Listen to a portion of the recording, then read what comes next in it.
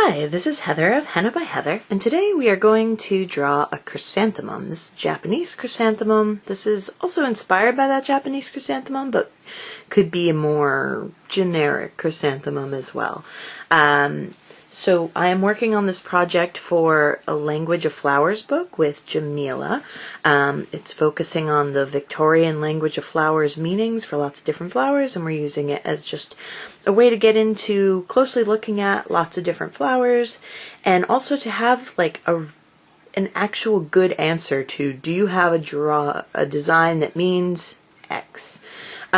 So for example, everyone knows that love is roses and kind of happiness is sunflowers.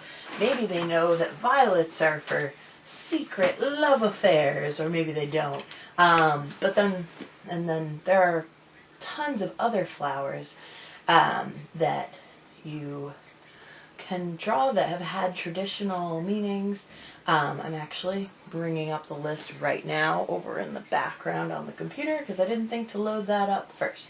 But anyway, this chrysanthemum, its Victorian language of flowers meaning is perfection, truth, and royalty. So basically, it is the queen flower. It is the flower of all flowers. It's big, it's beautiful, it has tons of petals. They fold in on each other in a variety of ways. Some of them are super perfect-ish, like this, and others kind of fall down in these really like languid, cool ways. Those are much harder to capture. The ones that are a little more straightforward, like this, a kind of standard Japanese chrysanthemum, are a little easier to draw than some of the crazier varieties. If you look on Instagram for hashtag Japanese chrysanthemum and look at the Instagram photos from Japanese users, you'll see that there's different words in Japanese for different varieties of chrysanthemum, which makes sense, but it's cool because they'll use hashtag Japanese chrysanthemum, at least quite a few people who are using that tag, and then they'll use either like right before or right after it, they will use the hashtag that's in Japanese, and when you click on that you'll see lots of examples of the same exact type of chrysanthemum.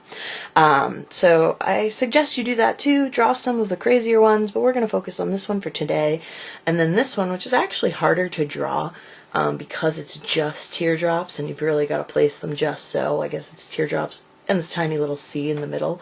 But I drew a bunch of different examples before arriving at first this one, then this one, then this one, then this one, which I think is the best example so far of what I've done. Alright, so with that, I was doing some other sample drawings and recording them, but I was trying to do them with a cone that had a lot of molasses in the mix, and I froze that mix, and it turned out it was like bleeding. So this is just my standard, just henna, cajeput essential oil, and lemon juice. No extra sugars or anything, because it has been humid around here, and I know I always say that like the humidity and sugars really don't play well together, and it's tough here to have sugar in your mix. I hold by that from my experience today. Over the summer, we'd had some dry days and it worked out great, but today not so much. It rained yesterday, and it's all soupy and weird. Okay, so for this chrysanthemum, we start with the middle petal at the bottom. You'll see where it's going. And then I do the left side first, because theoretically that side's a little harder for me as a righty. So you do the other petals kind of arcing in towards the middle, kind of making a circle with this edge, but not exactly. And then you do the same thing over here.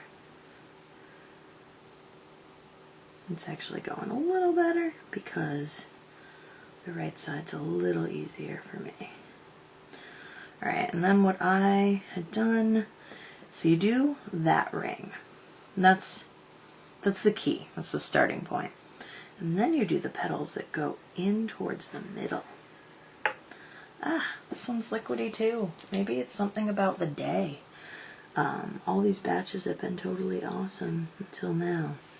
Anyway, you do a few petals going in towards the middle. Once you've already done that, the other layer is even more inward. Now you let all that dry. You don't worry about shading right now because you'll just mess it up. And now you're going to do the first row of these long petals. You do that shape. And then you do this little line that shows the other side of that petal. And then the next one comes like this. And then that line. And the next one, curve in even a little more. Do that line. This one we're going to start down here. Continue here.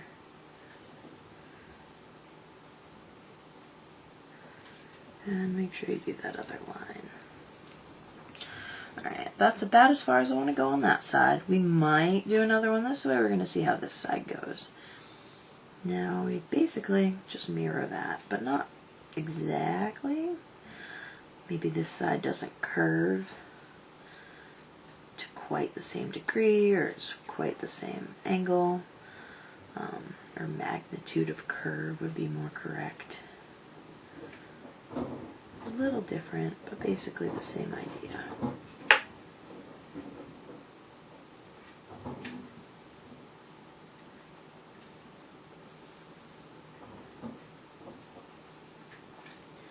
And we just keep going. This flower is really interesting. It looks like a scary sea monster for quite a while, which is awesome. And it really comes together and alive as a flower. I think I made that one too wide, so I'm going to do that inner swoop inside what I already drew. And now I have to decide, does it go this way? Does it go this way? I think it goes this way for that last petal. And it comes way down.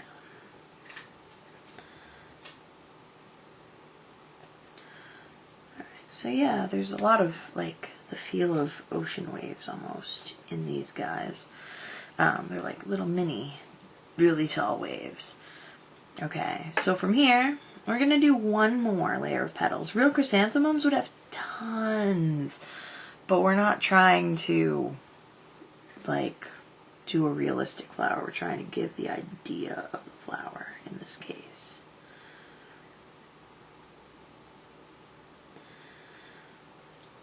Alright, so we're going to do that. This one's really long. And we're going to do another one that's really long. It's going to make a little V. That's going to be where the stem goes later.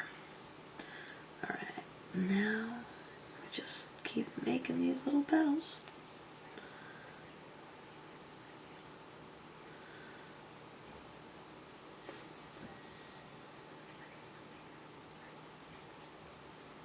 By the way, this tutorial was requested by Maggie, and I had told her, like, no, you have to come to the henna gathering and then we'll show you all the language of flowers, but realistically we probably won't have time to do all of the flowers in the workshop because we are going to draw so many, and the workshop is an hour and a half, so not too crazy long. So we're not going to get to cover everything anyway, and this one we can show you on the internet, and then you can have an idea of what the class is about, and maybe it'll make you want to come to the henna gathering. The henna gathering is going to be March 17th to 19th in Warren, Rhode Island. That is in 2017. I don't know when you'll end up watching this video, but 2017, March 17th to 19th. You would go to hennagathering.org if you want to join us. It's $60 to come.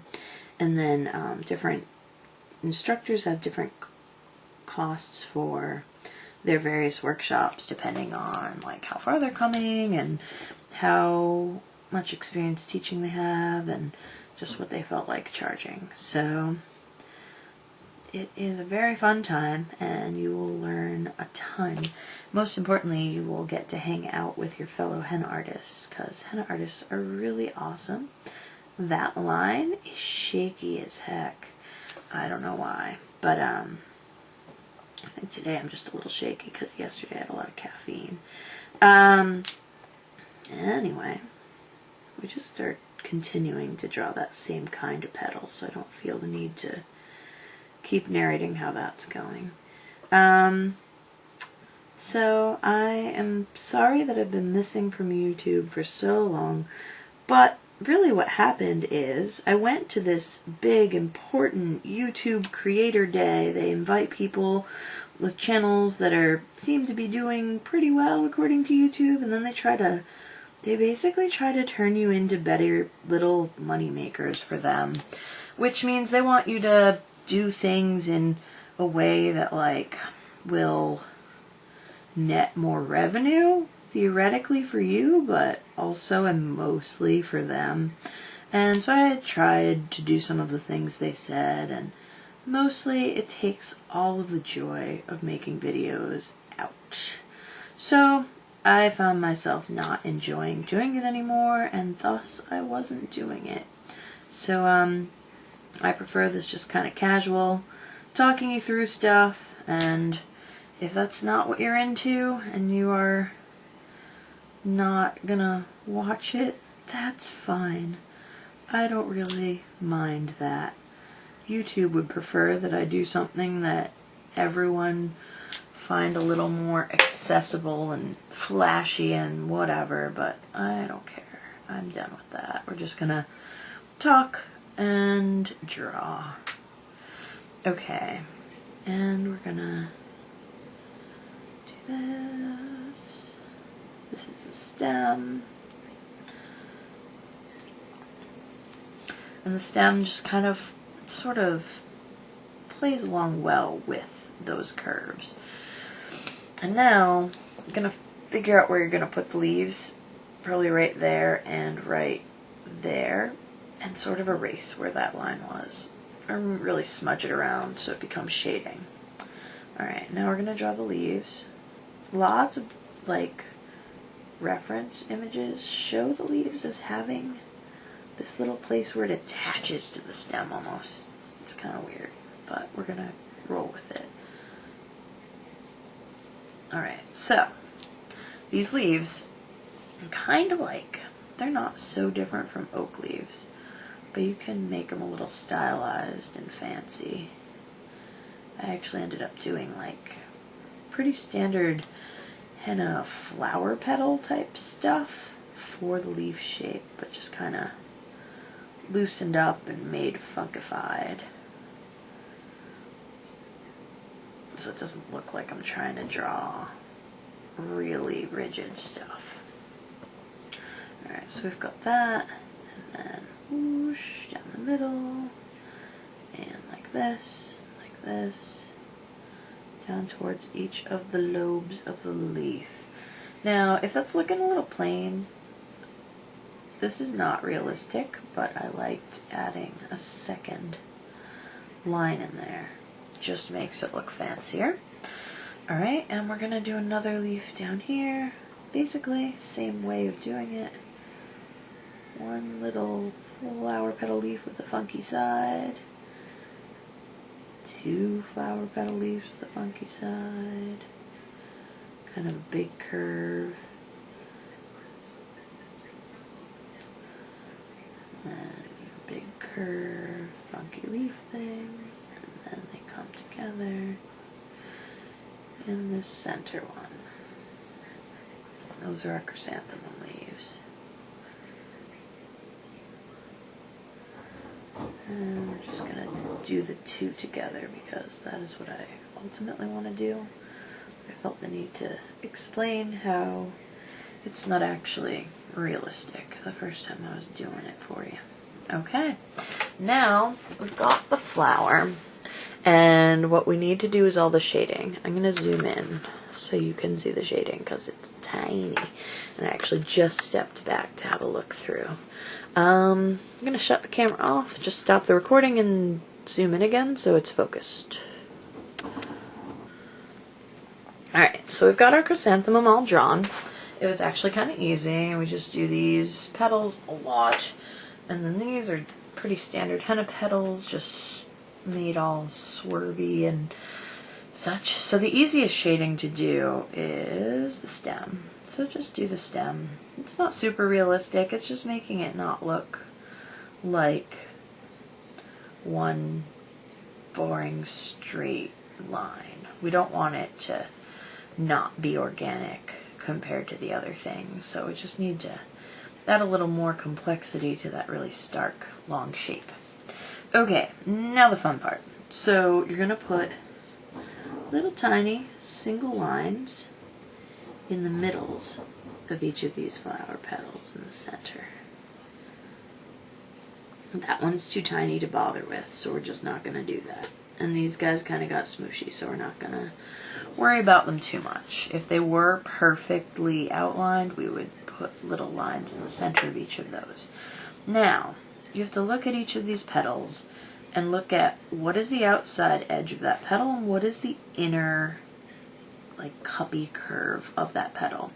You are going to shade the inner cuppy curve. So maybe the easiest one to see both of those is this petal. So this is the outer petal. This is the inner cuppy curve. We're just going to shade it by smooshing the henna that's already there. I'm going to do all the outside petals first, which is actually not what I would usually do. But they are easier to see because there's more space between them.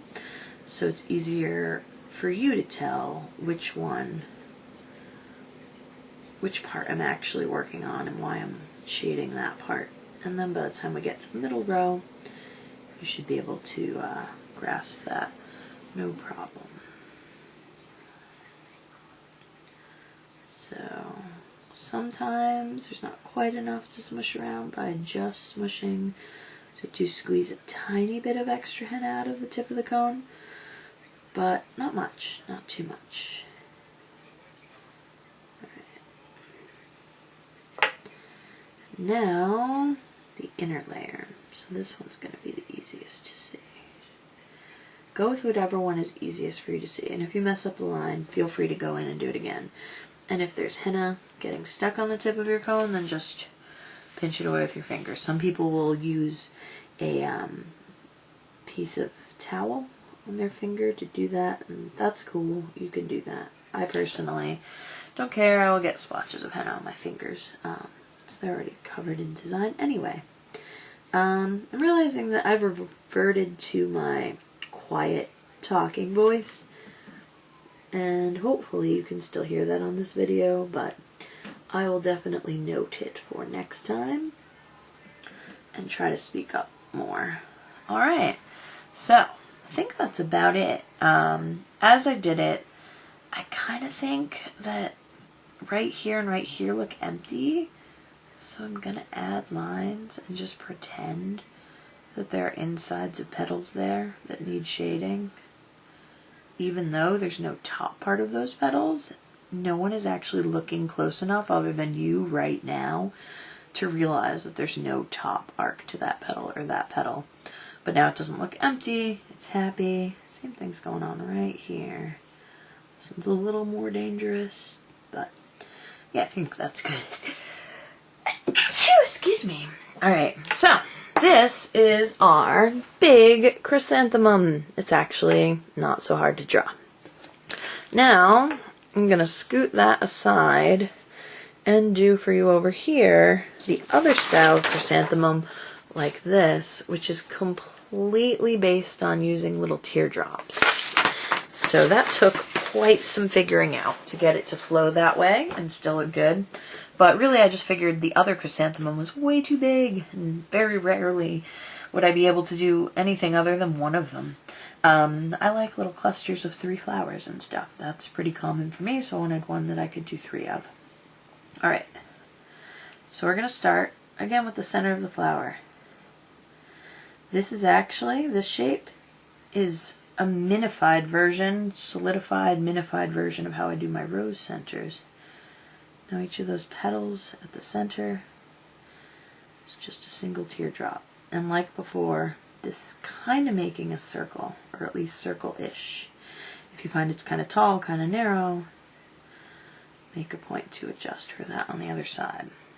And you're going to come to this weird place where right here, it's kind of funky, it doesn't work out to line up just so. Just do a really tiny one. It's cool. And you have this space here.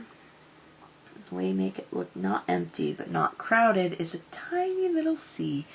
And that looks good.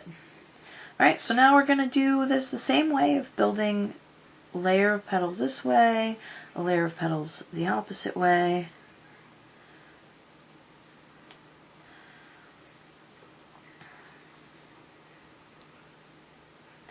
So now all of these are going to have this curve basically, and they all keep curving more and more and more this way, like they kind of rotate almost as they curve. And then on this side, I'm going to start with the down one and then do them all up. And again, you end up with this funky space and you're like, ah, why is there this funky little space? You just put a tiny dot there, a tiny teardrop. It works out. It's better than you trying to make it perfect. If you over-perfect it, it won't look good. And yes, I realize it's perfect, but I feel like perfect as a verb worked well for my purposes right there. So these guys are bigger. There's space between them, and the points go right in between the other two. So if you, here's these two and the tail ends up here. These two, tail ends up here. Tail ends up right between them. And it looks empty right now. Don't worry. We're gonna fix it. This, once you get it down, is also far less time consuming than the actual stuff. The actual drawing the outline and doing all the shading and stuff. Okay. Now this part, there's no in-between, but there would be an in-between here and here.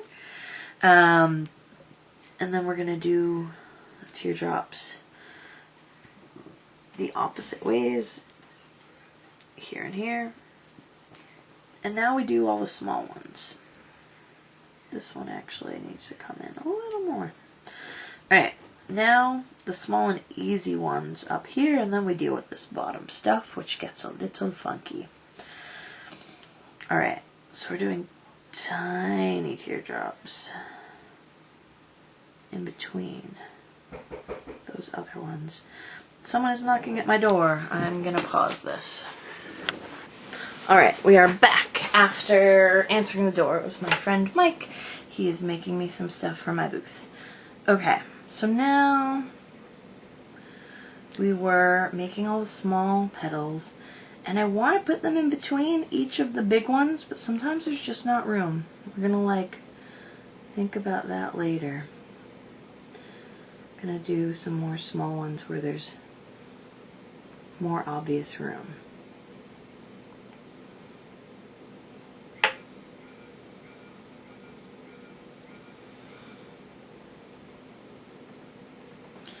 And then go in and think about the other ones. So, this takes some practice. Honestly, this is the first time I ever did it in henna. So, it's not perfect yet. So, we're going to keep going. Keep practicing. I've drawn it enough times that I know how it's going. So, this is just, it's all just a little too loose right in here. Really, these teardrops are a little too long and skinny at the bottom, is what I'm realizing. And then that makes the spacing weird, which made it hard to fit these in. So even I messed this up after drawing this out with pen many, many times. So it's the first time I'm henning it. I mean, I know it's henna-able, so let's do it again. Start with a little rosish center. And now very purposefully try not to make those tails extra long, because that was the main problem before.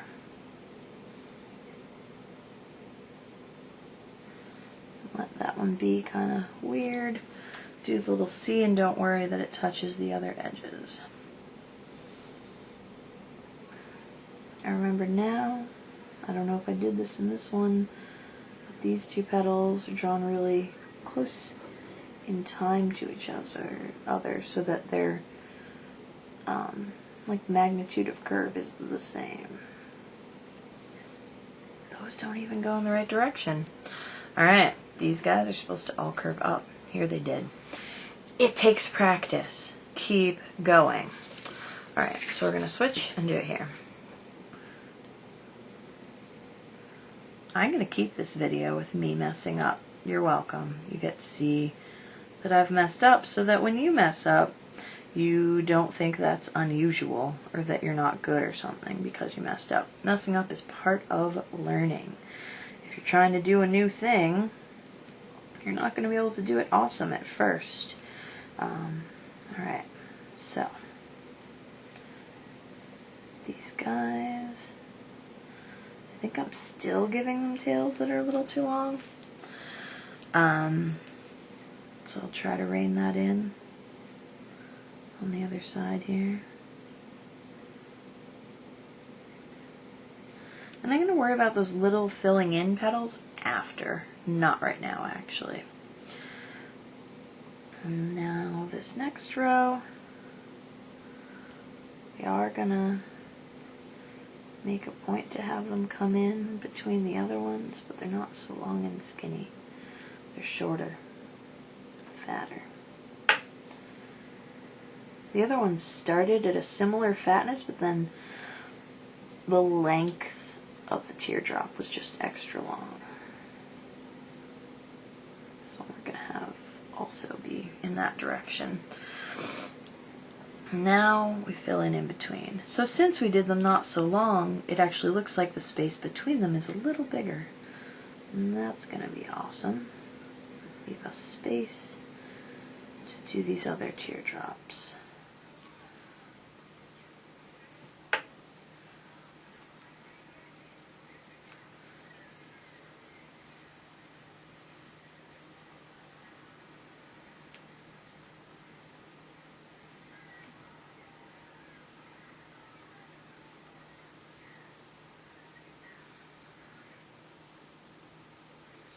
To make that one petal extra big and juicy so that I don't have to do two. We're going to stretch this one out so the space in between those outer ones isn't so big. This one too. You know how we left this with like too much space? We're just going to fill that in. And we're going to fill that in. And that is looking pretty good.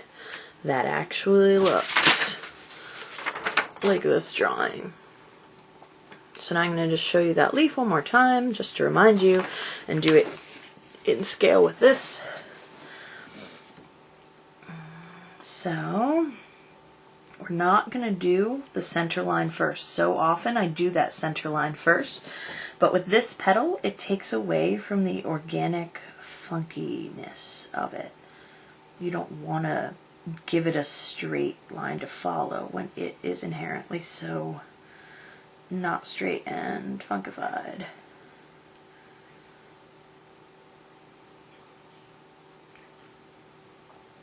Somehow saying the word straight so many times made me make it straighter than I ever really do.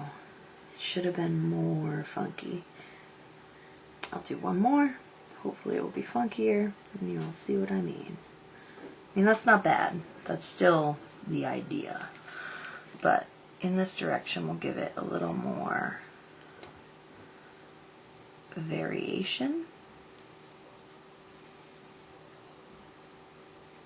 I guess part of it is getting away from that desire to make everything 100% even within the petal. Kind of let one edge be bigger than the other and things like that nature. That's better.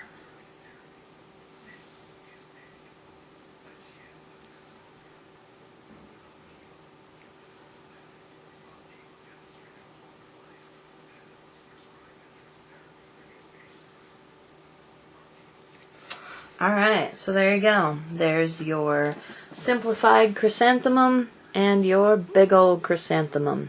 So you've got two different ways to think about them. Basically the petals, you can play with different ideas, but the petals should look like they're all curving in back towards the center. And be many, many layers of petals. But 3, honestly, looks like a lot of layers. So you can get away with 3 as long as you do lots of small ones. It looks like a lot. Your goal is to have it look like a lot, not actually be a realistic number of petals. And that's that. Thanks for watching, and stay tuned for a Language of Flowers ebook coming out at artisticadornment.com. Thanks, and hopefully we'll do more videos soon. Bye!